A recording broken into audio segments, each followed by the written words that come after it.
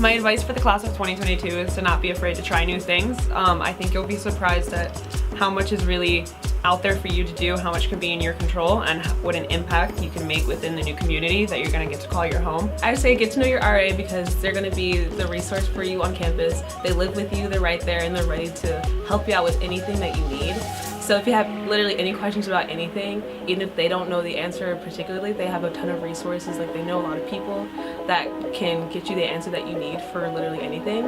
I think it's really easy to get caught up in a lot of different activities and clubs and making a balance of your time, but I think it's important to make sure that you have time to rest and have fun.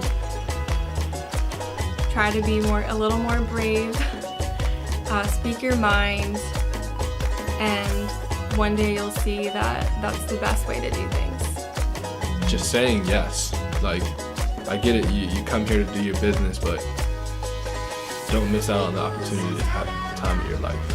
Welcome, welcome, welcome, welcome to Bentley. It's going to be the most incredible 4 years of your life if you let it be.